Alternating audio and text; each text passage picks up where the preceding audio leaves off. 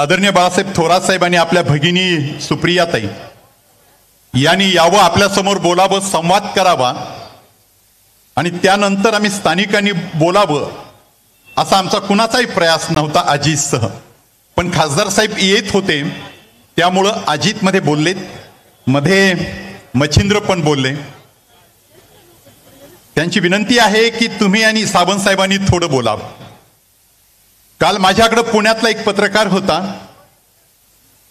अजित अभ्यंकराचं नाव ते सांगत होते की कम्युनिस्ट चळवळीत मी होतो.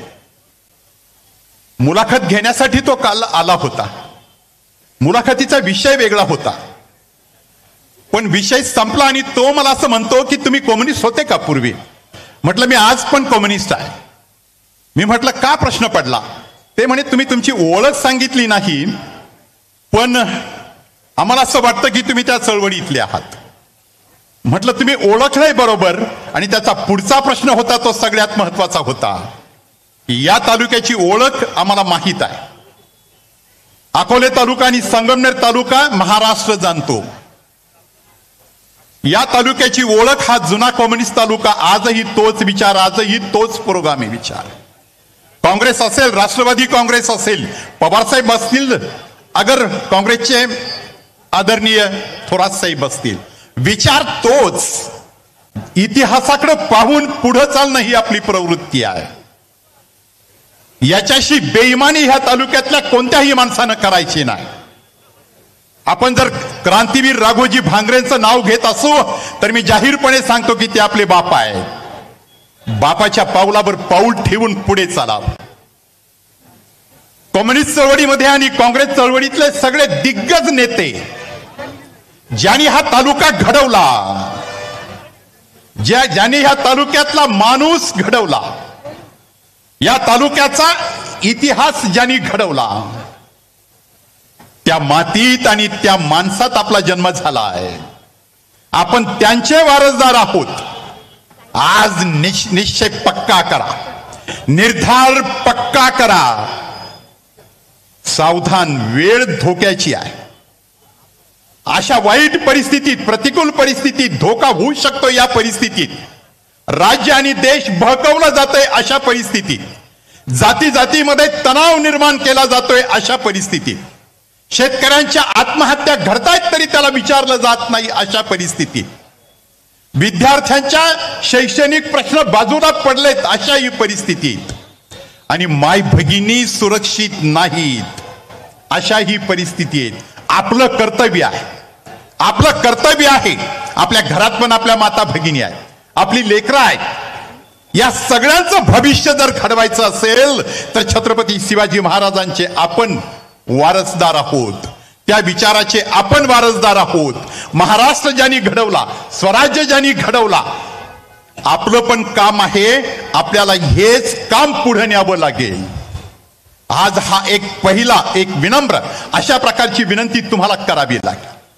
एका बाजूनं लाडकी बहीण म्हणून संबोधता आणि दुसऱ्या बाजूनं तिच्याच पोटी जन्माला आलेल्या मुलींना कोणत्या पद्धतीनं अवमानित केलं जातं. आपला तर इतिहास आहे. आमच्या मुस्लिम बांधवाच्या पोटी जन्माला आलेली ती मुस्लिम कन्या छत्रपती शिवाजी राजांच्या समोर उभी राहिली तेव्हा तिला माता जे म्हणत होते ती आमची संस्कृती आहे. पण धांदरफळमध्ये आपल्याच पोटी जन्माला आलेली जया नावाची मुलगी, तिच्यावर अत्यंत वाईट अशा प्रकारचं जे थोरात साहेबांच्या मुलीच्या बाबतीत घडतंय, जागे व्हा.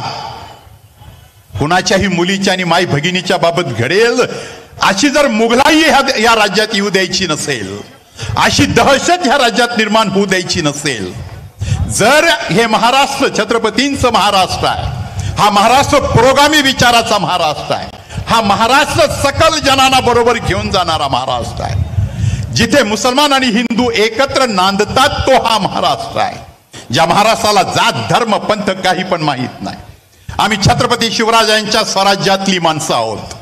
आम्ही महाराष्ट्रीयन माणसं आहोत. तोच आपला इतिहास आहे.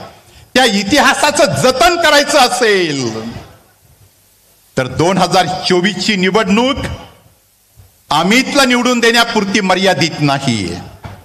या निवडणुकीमध्ये स्वतःचं पण रक्षण करायचं आहे. 1500 रुपये देऊन तुम्ही आमच्या माय भगिनींना मतांच्या व्यवहारापोटी तुम्ही त्यांना 1500 रुपये देतायत, पण त्याच बाजूने 15 पट महागाई वाढवून परत तिजोरी पण भरून घेताय.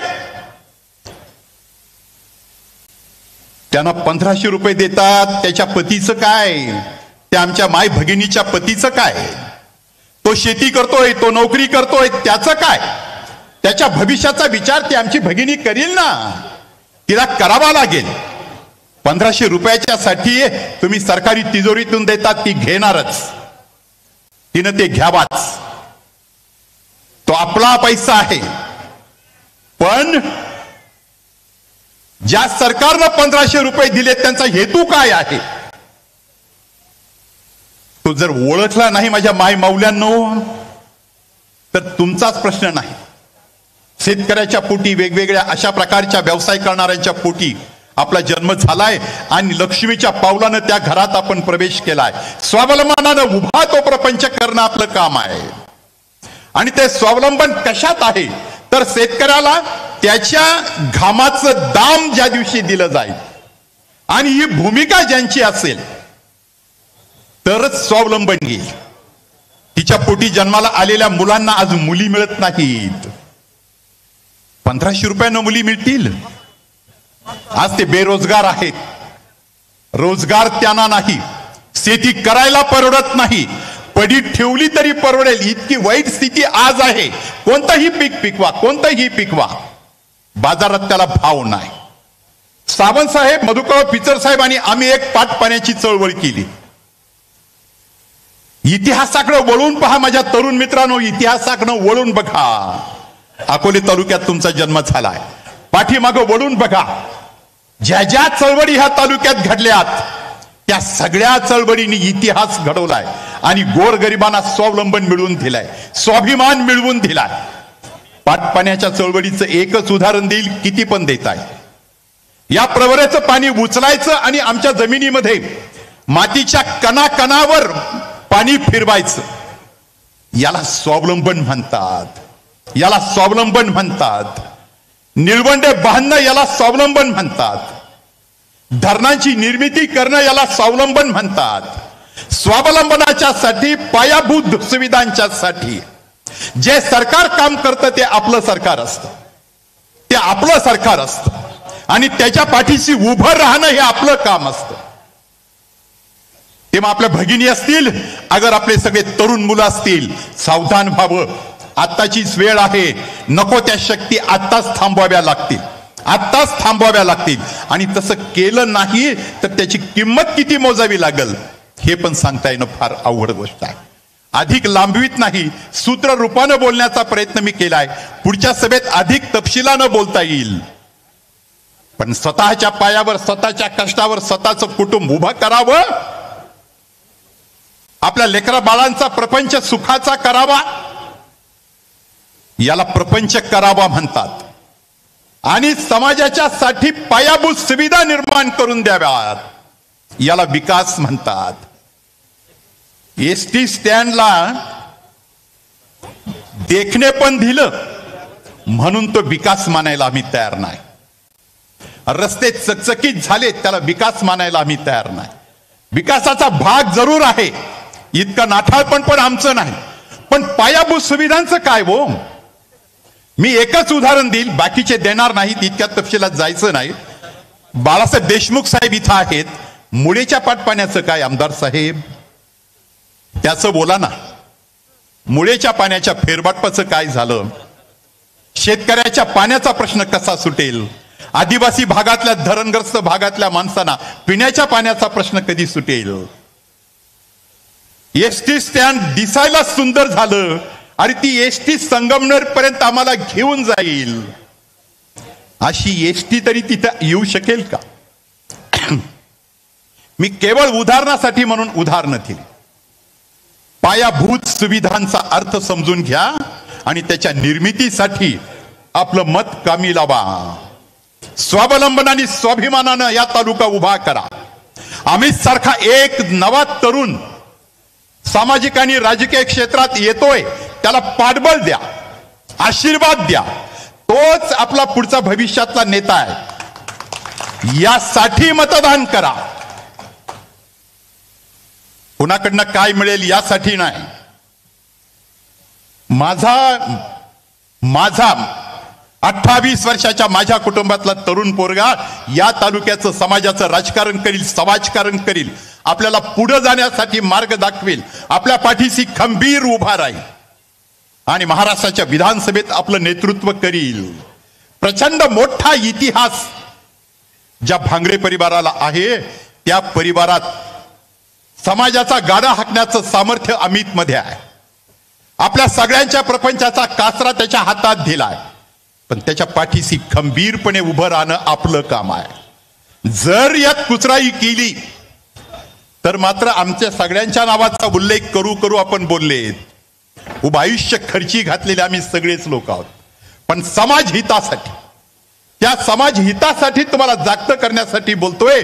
अमितला मतदान म्हणजे या तालुक्याच्या स्वाभिमानाला, स्वावलंबनाला, भविष्याला आणि या तालुक्याच्या इतिहासाला पराक्रमी वीर पुरुषांच्या पोटी जन्माला आलो तो इतिहास सांगणाऱ्याला आपलं मतदान आहे. या जाणीवेतनं मशालीला आपल्याला मतदान करायचं आहे.